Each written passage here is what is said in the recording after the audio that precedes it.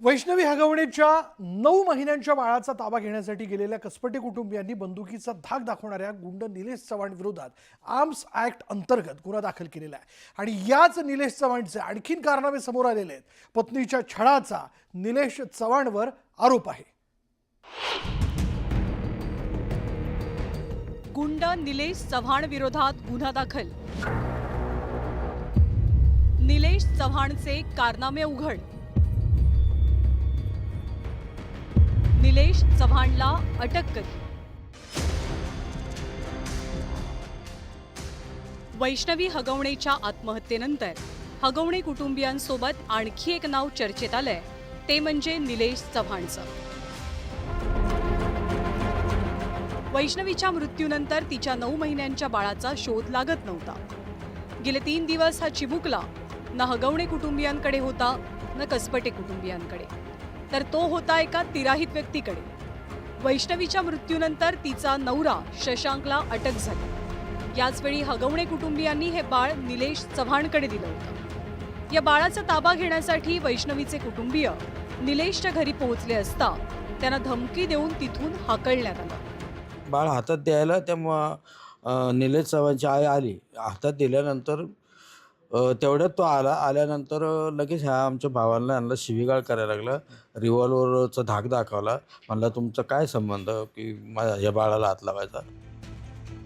खरं तर निलेश चव्हाण हा हगवणे कुटुंबाचा खास व्यक्ती म्हणून ओळखला जातो।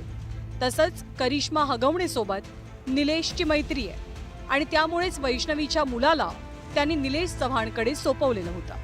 पिस्तूलचा धाक दाखवून धमकावल्याप्रकरणी आता पोलिसांनी निलेश चव्हाणच्या विरोधात गुन्हा दाखल केलाय।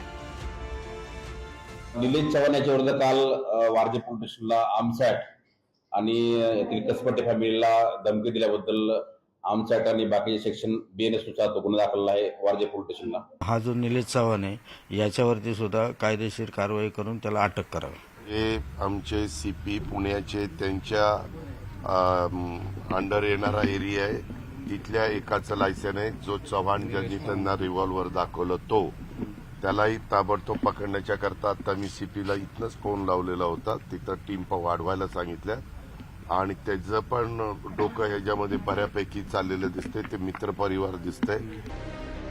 केवळ शस्त्रांचा धाक दाखवून धमकवण्यापर्यंत निलेश चव्हाणचे गुन्हे सीमित नाहीयेत, तर त्याचे आणखी कारनामे सुद्धा समोर आले।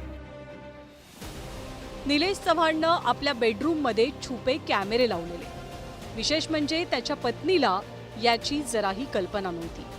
बेडरूममधील फॅन आणि एअर कंडिशनमध्ये त्यानं हे कॅमेरे गुपचूपपणे बसवलेले।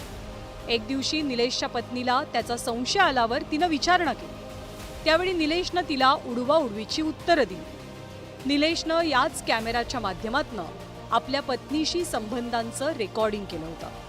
निलेशच्या लॅपटॉपमध्ये हे चित्रीकरण त्याच्या पत्नीला सापडलं। तसंच आणखी काही मुलींसोबतचे आक्षेपार्ह अवस्थेतले व्हिडिओ सुद्धा त्याच्या लॅपटॉपमध्ये त्याच्या बायकोनं पाहिले। पत्नीनं त्याला याबद्दल जाब विचारल्यावर निलेशनं तिला चाकूचा धाक दाखवला आणि धमकी दिली। निलेशच्या कुटुंबाकडनं होणाऱ्या छळाला कंटाळून अखेर निलेशच्या बायकोनं त्याचं घर सोडलं। तसंच या प्रकरणी निलेश चव्हाणच्या विरोधात गुन्हा दाखल करण्यात आला होता। किंवा तो मारहाण केलेली होती, त्याच्या अंगावर जे होते दागिने वगैरे ते त्यांनी हिसकावून घेतले होते किंवा रॉबरीचा प्रकार केला होता, असे काही सेक्शन त्याच्यामध्ये त्या निलेशच्या विरुद्ध दाखल आहेत। त्यानुसार ते गुन्हा दाखल करून नंतर कोर्टात त्याचा सेशन गेलेला आहे। व्हिडिओ रेकॉर्डिंग काय केलं असं पूर्वीच्या तक्रारीमध्ये त्यांनी म्हटलेलं आहे। आता त्या डिटेलमध्ये आपल्याला जावं लागेल।